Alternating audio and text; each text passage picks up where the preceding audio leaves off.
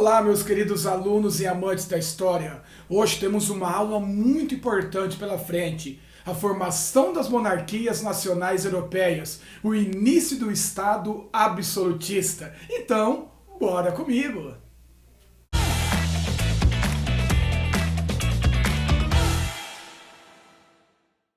Primeira coisa importante, pessoal, é entender que o Estado moderno vai nascer da união entre o rei e a burguesia. É uma convergência de interesses. É muito importante saber que nesse período, final da Idade Média, início da Idade Moderna, a burguesia não tem força sozinha para tomar o poder, para consolidar o seu status, o seu poder. A nobreza está em decadência, mas ainda possui as terras. O rei quer fortalecer seu poder, quer consolidar o seu poder, mas para isso precisa do apoio, principalmente da burguesia e de seus impostos. Então é uma fase transitória na história, que cada classe, cada grupo vai ganhar um pouco e perder um pouco. E logicamente que o rei, sabendo jogar tanto com a burguesia como com a nobreza, vai acabar consolidando o seu poder e tendo plenos poderes em suas mãos, tá? O Estado moderno, e isso é muito importante, ele nasce da união entre o rei e a burguesia. É uma convergência de interesses. O rei vai tomar medidas favoráveis à burguesia. Por exemplo, unifica pesos, medidas e moedas, principalmente, né? Moeda única no Estado Nacional, põe fim aos pedágios feudais, vai tomar leis, medidas protecionistas que vão favorecer a burguesia. E a burguesia, por seu lado, vai sustentar o Estado pagando impostos. Do que vive um Estado principalmente? De impostos. Então é uma convergência de interesses. O rei toma medidas favoráveis ao comércio e à burguesia sustenta o Estado pagando os seus impostos, tá? Mas e a nobreza, professor? Como que fica nesse jogo? O rei não vai desprezar a nobreza. O rei ele soube articular nesse momento. Na verdade, o rei vai atrair a nobreza para os altos cargos públicos.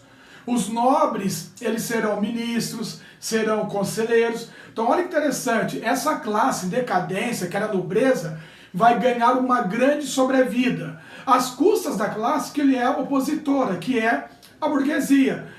Os nobres terão privilégios feudais, não pagarão impostos, terão privilégios de julgamento em muitos países, tá?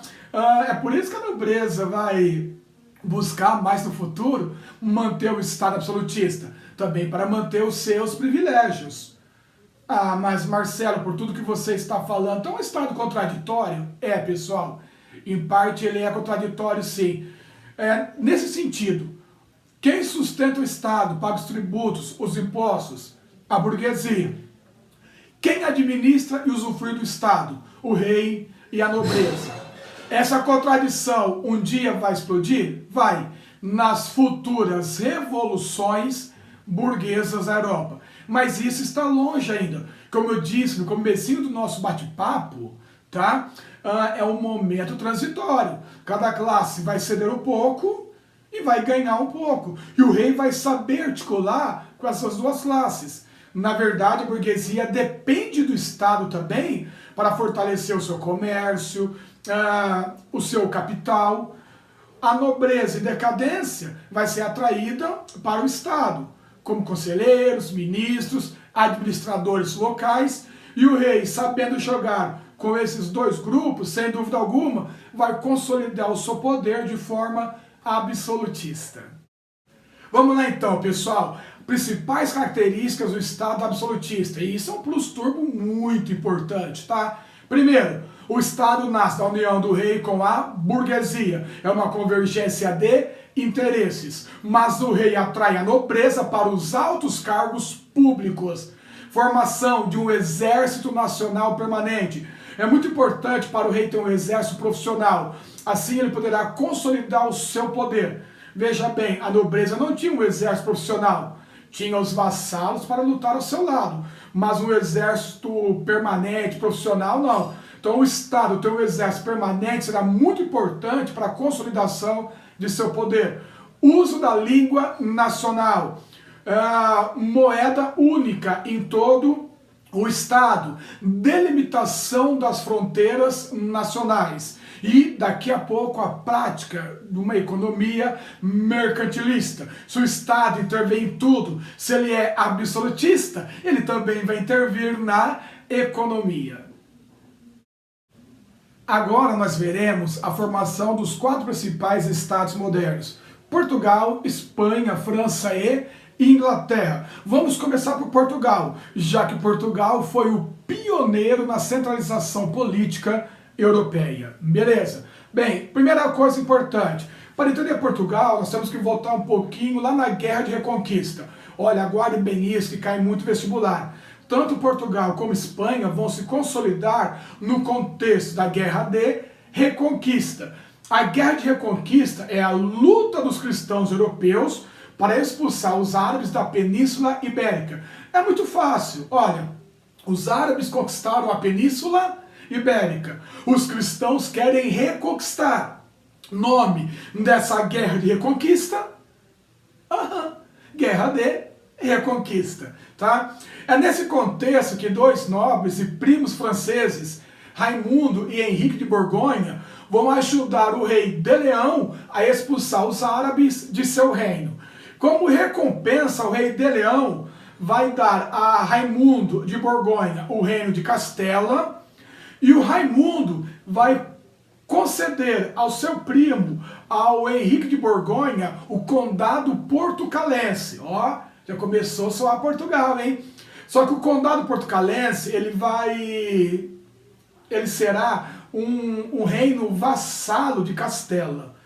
Esse é um detalhe muito importante para o vestibular de vocês. O reino de Castela tornou-se um reino livre, beleza, foi um benefício, foi uma recompensa para o Raimundo de Borgonha, beleza? Só que o reino de só que o condado portucalense não. O condado portucalense ele é vassalo de Castela. E como eu disse para vocês na aula do feudalismo, a vassalagem não é hereditária, tá? Ela não transmite automaticamente de pai para filho. Beleza. Então, quando o Henrique de Borgonha ele morre, o rei de Castela, que ainda é o Raimundo, ele vai querer o reino de Castela de volta.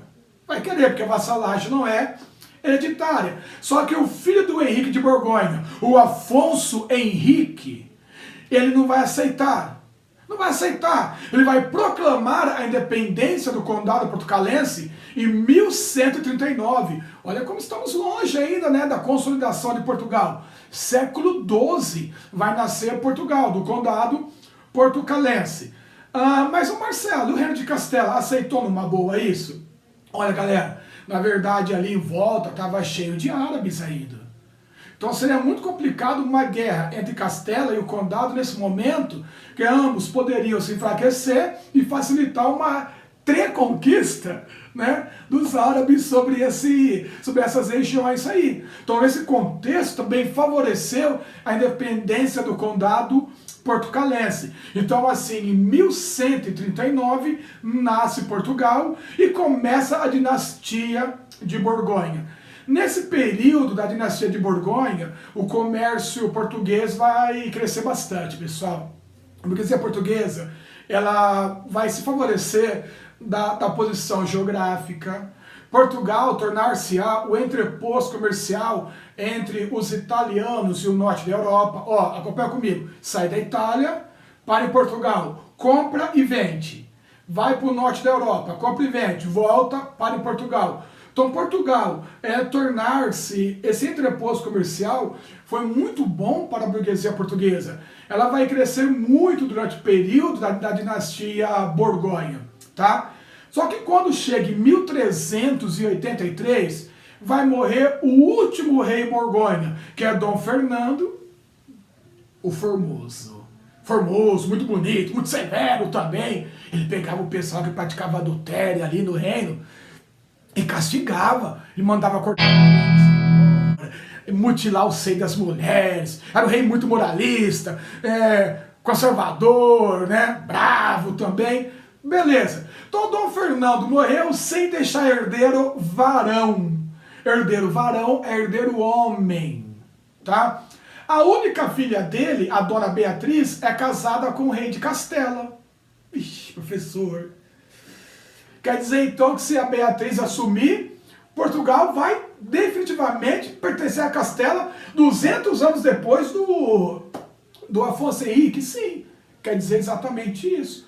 Se a dona Beatriz assumir, quem vai governar Portugal? O rei de Castela, o marido dela. Portugal irá pertencer aos castelhanos. Nossa!